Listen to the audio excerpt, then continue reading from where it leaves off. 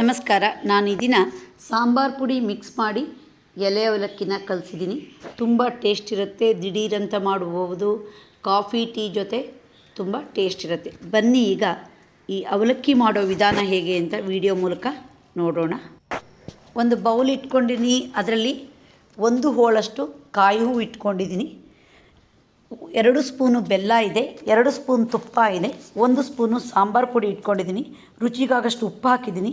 ಹಾಗೆ ಕೊತ್ತಂಬರಿ ಸೊಪ್ಪನ್ನು ಸಣ್ಣದಾಗಿ ಹೆಚ್ಚಿಟ್ಕೊಂಡಿದ್ದೀನಿ. ಪಕ್ಕದಲ್ಲಿ 1 ಬೌಲ್ ಆಗೋಷ್ಟು ಎಲೆ ಅವಲಕ್ಕಿ ಇದೆ. ಈಗ ಓಡೋಣ.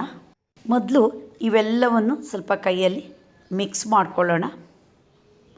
ಬಹಳ ರುಚಿಯಾಗಿರುತ್ತೆ. ಸಿಂಪಲ್ಲಾಗಿ ಮಾಡುವಂಥದ್ದು. ಸಂಜೆ ಟೈಮ್ ಯಾರು ಗೆಸ್ಟ್ ಬಂದರೆ ಮಾಡಿಕೊಡ್ಬೋದು.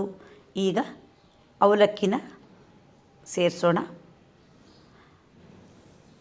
ಈಗ ಚೆನ್ನಾಗಿ ಕಲಸೋಣ.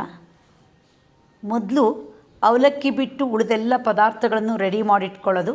ಯಾರು ಗೆಸ್ಟ್ ಬಂದ ತಕ್ಷಣ ಅಥವಾ ನಾವು ತಿನ್ನಬೇಕು ಅಂದರೆ ತಕ್ಷಣ ಕಲಸಿ ತಕ್ಷಣ ತಿನ್ನೋದು. ಆವಾಗ ತುಂಬ ಟೇಸ್ಟ್ ಇರುತ್ತೆ ಮತ್ತು ಗರಮ್ ಇರುತ್ತೆ. ನೋಡಿ, ಈಗ ಅವಲಕ್ಕಿ ಕಲಸಿ ಮುಗಿತಾ ಬಂತು. ಇದಕ್ಕೊಂದು ಒಗ್ಗರಣೆ ಬೇಡ, ಏನೂ ಬೇಡ. ತುಪ್ಪ ಹಾಕಿರ್ತೀವಿ, ಅದೇ ಪರಿಮಳ.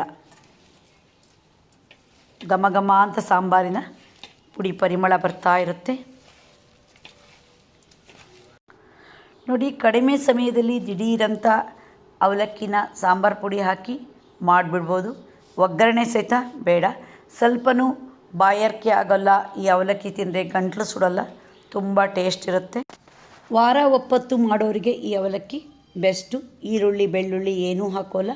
ಸ್ವಲ್ಪನೂ ಗಂಟಲು ಸುಡೋಲ್ಲ, ಬಾಯಾರಿಕೆ ಆಗೋಲ್ಲ. ತುಂಬ ರುಚಿಯಾಗಿರುತ್ತೆ. ಮಾಡುವುದು ಅವಲಕ್ಕಿ ಸಹಿತ ತುಂಬ ಸುಲಭ. ಕಡಿಮೆ ಸಮಯ ಸಾಕು. ನೀವು ಒಮ್ಮೆ ಟ್ರೈ ಮಾಡಿ ಇದರ ರುಚಿಯನ್ನು ಸವಿಯಿರಿ. ನಿಮಗೆ ಈ ವಿಡಿಯೋ ಇಷ್ಟ ಆದರೆ ಲೈಕ್ ಮಾಡಿ, ಶೇರ್ ಮಾಡಿ, ಸಬ್ಸ್ಕ್ರೈಬ್ ಮಾಡಿ. ಧನ್ಯವಾದಗಳು.